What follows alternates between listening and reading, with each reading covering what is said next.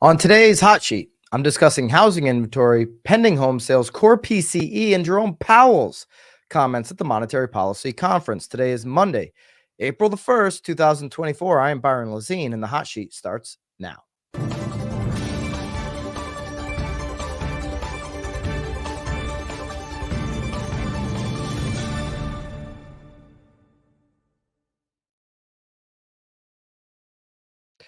Quarter two begins today. Are you ready for it? Were you surprised how quickly quarter one went by? Let me know in the live chat which market you are tuning in from. And if you're ready for Q2, just throw a Q2 up in the live chat. As we do every single Monday to start off the hot sheet, let's jump into inventory and see where we're at this week. Weekly active inventory is still growing slowly, but the good news is it's growing. Okay. And I'm going to take every gain that we can get. Just because it's growing slowly doesn't mean we won't take the positives out of it. Remember, last year, same week, 413,000, almost 414,000 active inventory fell down to 410,000. Every single week last year at this time, we were declining in inventory. While the last few weeks, we've been increasing in inventory. We went from 512,700 plus a week ago to now at 517,355. Active inventory across the U.S. is now over 100,000 homes of a spread from last year. That's a positive. I'm not saying that we're at 2019 levels of a normal market at 832,000. As you can see, as I place my cursor over 2019. If you're watching on the YouTube channel, which by the way, if you are, hit the subscribe and hit the bell. It's right down below. It's very easy to do. 832,000 rather for 2019. We're not there, but we're not at 50% of it like we were last year. We're getting closer. We're making progress. The expectation is that you'll continue to see inventory increase throughout the year. That's the signal that we've been getting here week over week. The inventory peak last year was 570,000. We're approaching that right now in the spring market when the majority of the buyers are out there, when the most active and aggressive buyers are in the marketplace. Okay, so inventory in a really good spot. Let me know in the live chat what it's doing in your market. Is it improving in your market? And listen, there are a lot of these Sunbelt markets where it is. I understand the Northeast, but there's a lot of Sunbelt markets where inventory is improving day after day after day.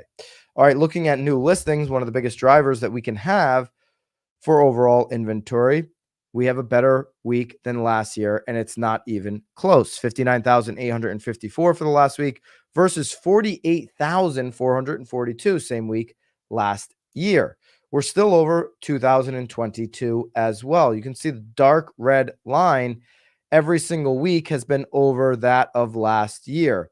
And we're making progress even in comparison to 2022. We're going to need to see some jumps here over the next 3 or 4 months in the new listing data to compete with 2022. But signs are that we can get there. Okay. Almost every single week in comparison from this year to 2022, we've been above, just like this last week. There's a few outliers in there, but if that trend is indicative of what could happen later in the year, we should compete with 22 and maybe even do better on new listing data. Of course, new listings is something that every buyer is looking more towards. All right, price cuts. And there's some markets that are experiencing these more than others. A typical normal market will see about a third of homes experience a price cut before they actually sell. Right now, we're at 32%. So we're just under a third. Same time last year, we're at 30.5%. 2022, we're at 17.2% as we just started to experience the interest rate increase. Okay, so that would be a complete outlier on the price cuts, but we're still just under what a normal historical market would experience of a third. We're at 32%. We are seeing more price cuts than last year. And it makes sense, right? Because we have more inventory nationally than we did last year. All right, that's your inventory update here from Altos Research and Housing Wire data. Now we have NAR data as well. This is on pending home sales. Okay, pending home sales grew 1.6% in February 2024. The Midwest and the South posted monthly gains in transactions, more inventory there, while the Northeast and West recorded losses. All four U.S. regions registered year-over-year decreases. The high-cost regions of the Northeast and West experienced pullbacks due to affordability challenges. I don't agree with Chief Economist Lawrence Yun, despite the fact that he makes close to $1 million to put these comments out. I wouldn't agree completely with that comment that there's pullbacks in the Northeast due to affordability issues. That's an issue that's across the country. There's no doubt about it, Lawrence. But the bigger issue is the fact that there's very few homes on the market in the Northeast. The Northeast is trending below months of inventory versus the rest of the country. There are many markets. I mean, we looked at a market in New York. I think it was Rochester that had 0.9 months of inventory. There's some months that have less, or there's some markets that have less than a month of inventory in the Northeast.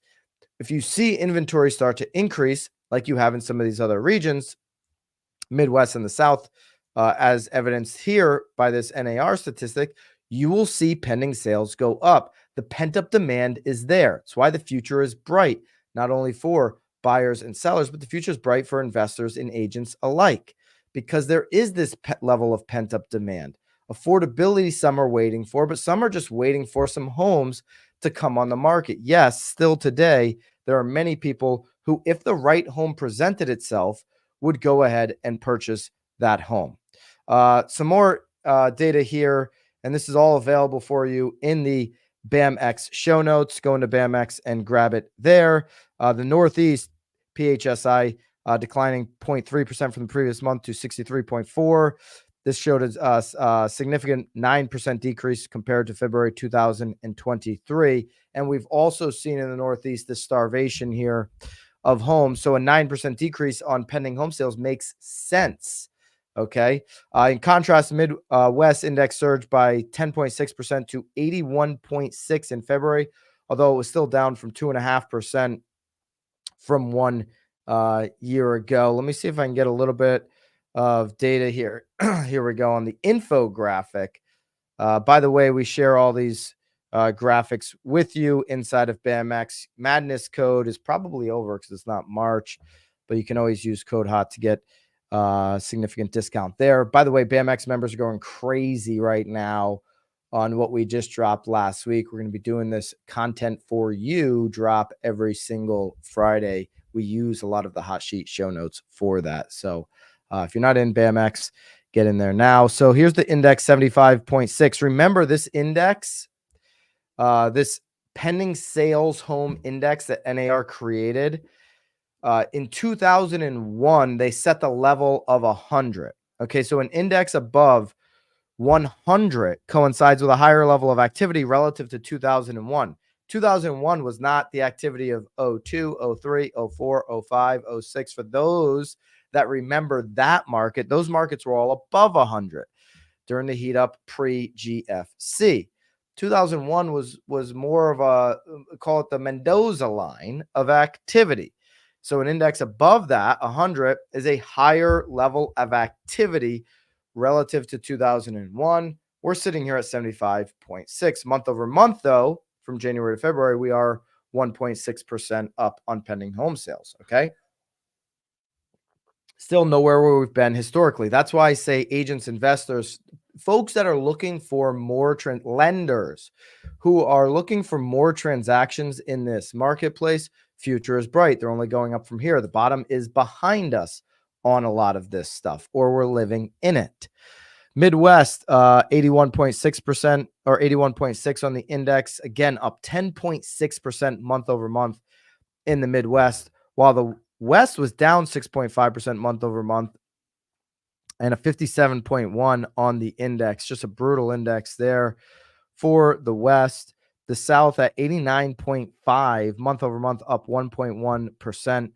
So the South now, see, look at this. The South is got this this biggest increase in inventory in comparison to all of the regions.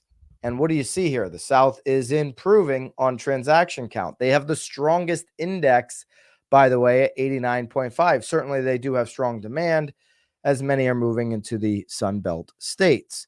And the Northeast is 63.4, month over month, down 0.3%. So there's your pending home sale data for the month of February. We'll hopefully look for that to continue as we move into March, as we start to move into the middle or the core of the spring market. Speaking of core, we have core PCE data. The core PCE is a measurement that the Fed loves to look at. They love this one more than the CPI. Okay. What this came out on Friday, and let's take a look and update on this. Personal income increased $66.5 billion in February, according to estimates released by the Bureau of Economic Analysis. Taking a little bit deeper look here at core PCE, that was a 0.3% in February on the personal income. Personal consumption expenditures, getting more into the PCE here. Now, that increased $145.5 billion. That's a 0.8% increase in February. The PCE price index rose by 0.3%, excluding food and energy. That met expectations. So market didn't do anything crazy there. Right now, by the way, Wall Street, I have this up on my other screen. Wall Street, this is ahead of investors eyeing a cut. Right now, Wall Street is implying a 61% chance of a 25 basis point cut at Fed's policy meeting that will conclude June 12th. Okay, so we'll have another meeting here at the end of this month here in April. It'll be their next meeting. The market is projecting now a 61% chance that we'll get our first cut on June 12th. Okay, that would bring rates to a benchmark of 5 to 5.25. There's even some thoughts that it could happen, a lot less thoughts, obviously, that it could happen on this next meeting. But expectations right now, and the market's been right on this as they get closer to certainly 70, 80, 90% as we get closer to these dates. It's like, hey, how is Vegas always right? How are these investors always right on this stuff? They've been right a lot here in the past when they make these predictions. 61% can still change. There's still a lot of data that can change between now and June 12th. But this would mean that we'll get a rate cut here before the first half of the year. Okay, going back here to some of this data, real DPI decreased by 0.1% in February, whereas real PCE increased 0.4%, with goods rising by 0.1%, services 0.6%. The increase in personal income was driven by rises in compensation, personal current transfer receipts. Agents should take note of that. Partially offset by a decrease in personal income receipts on assets, particularly personal dividend income. Spending for services saw a $111 billion increase, with financial services, insurance, transportation services, and housing and utilities being significant contributors to that number. Here's some PCE price index from the same month 1 year ago. The PCE index increased by 2.5% in February. Prices for services increased by 3.8%. Goods decreased by 0.2%. Excluding foreign energy, PCE price index 2.8%. There you go on the PCE data. Now, Jerome Powell made some comments last week, and this was at the San Francisco Federal Reserve Bank's Macroeconomics and Monetary Policy Conference. Wow, what a title that is. Let's hear what Jerome Powell had to say at the conference. Was that the report that came out this morning is pretty much in line with our expectations. Our hand is a steady hand in this. We've been saying all through last year and this year that we're making progress. We've noted that progress. We haven't overreacted to it. We didn't overreact to the good data we had in the second half of last year. You heard us saying that this is good, but we need to see more. And you won't hear us overreacting to these 2 months that are higher. The reason that's important is that the decision to begin to reduce rates is a very, very important one. because the risks are two-sided. If we reduce rates too soon, there's a chance that inflation would pop back and we'd have to come back in, and that would be very disruptive. That would not be a good thing for the economy. There's also a risk that we would wait too long, and we would in that case, it could be unnecessary, unneeded damage to the economy and perhaps the labor market. The economy is strong. We see very strong growth. We had growth for last year over 3%. Many forecasters see growth coming down to around 2% this year. That's about roughly what the first quarter looks like. That means that we don't need to be in a hurry to cut. It means we can wait and become more confident that, in fact, inflation is coming down to 2% on a sustainable basis. My own expectation is I don't think rates will go back down to the very, very low levels they were at before the pandemic.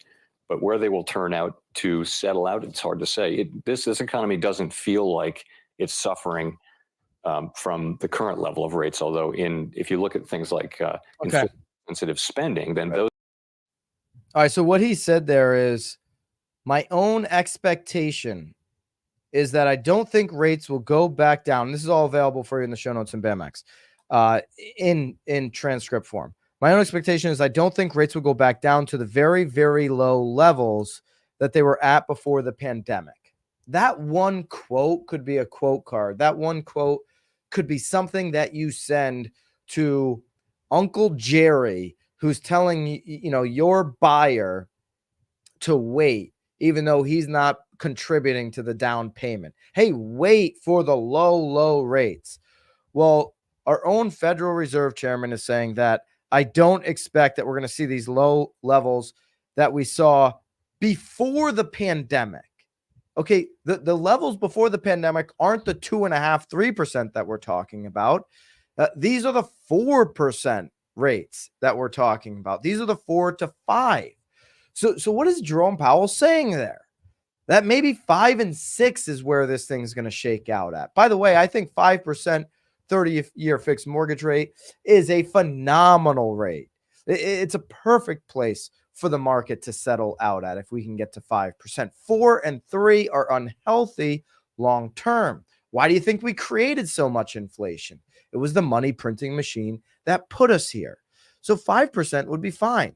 5% would still be an advantage over every single country in the world. 30-year fixed for 5%? Are you kidding me? That's such a significant deal for people who want to grow wealth, for people who want to stabilize their payment each and every year on where they have to live. But what he also said there was they don't have to start cutting anytime soon. We're rooting for June. We'd all like to see it. But as long as the economy is strong, which it is, as long as growth continues, which it is doing right now, they're in no rush to do it. A recession, like a turnaround on a dime recession, would get them to start cutting rates, would it not? But none of us are rooting for a recession. None of us are rooting for people to lose their jobs. See, we can't have our cake and eat it too. We want low rates, but do we want those in our community to lose their jobs? Of course, we do not want that. So we have to preach a little bit patience. And we can't give this false narrative out there to our buyers and to our clients that, hey, 5% rates are coming right around the corner. What Jerome Powell said there is once we're done cutting, they may settle out there. They may settle out there. They could also settle out in the high fives, the Walmart version of the 5, the 5.9, the 5.8. That's ultimately where they could settle out. So a rate where we're at right now in the high 6s, close to 7, isn't that far off from where we might be over the next number of years. We're not going to see a time like we saw during the pandemic where we were at these 3% interest rates. And if we do see that, start getting very concerned about the future, start getting very concerned about where inflation is going to go. Because we've now seen that story told once. I know we've seen it in the past, but we've seen it really recently. We're just trying to get out of it. Speaking of the 30-year fix, it's been very consistent. Lenders like this consistency. 6.91 basically all of last week. Okay, besides the 6.92 on the 25th. So 6.91, the weekly Freddie Mac came in at 6.79. We are starting quarter 2 here A little bit higher than we'd like to be on the 10-year. We're back up to 4.285. These are the bumps in the road that I keep warning about. It's gonna be a little bit volatile here, and we're at 4.285 on the 10-year. So maybe we even approach 7 on the 30-year fixed day. We'll see how the rest of the day shakes out. Want to mention to everybody here that we have early bird pricing for BAM Camp DC. Okay, this is on June the 6th. We have a mastermind that I know is already filling up on June the 5th. That gives you a VIP experience at BAM Camp, and I will be in attendance, obviously, with you for that. So June 6th is the main event. For those that attended BAM Camp in Naples, you know this is going to be a crazy event. The value packed on this is like no other. We've got early pricing right now. BAMX members, by the way, you get a 25% off of whatever the price is, even when it goes up. But this early bird pricing is changing here by, I think, the end of today, but I could be mistaken. It might be the end of this week. It is changing very soon. I have a note in here that says early bird pricing going away. Make sure you mention this on the hot sheet. So if you're interested, if you're in the DC area, BAM Camp on June 6th, we've got the mastermind portion on the 5th. That gives you a VIP experience for the event. So link down below for BAM Camp. We also have our free event here coming up later this month called BAM Fest. Used to be called something else, so we got a cease and desist letter, but BAM Fest nonetheless is unchanged. It is going to be incredible. If you went to BAM Pro Bowl, you know what I'm talking about. BAM Fest is going to be absolutely insane. So that's a free event virtually here coming up the end of April. Appreciate you guys. Great way to start off this week's hot sheet. I will be back with you tomorrow, 9:30 on the East, 6:30 on the West. You know the deal in between. And until then, toodaloo.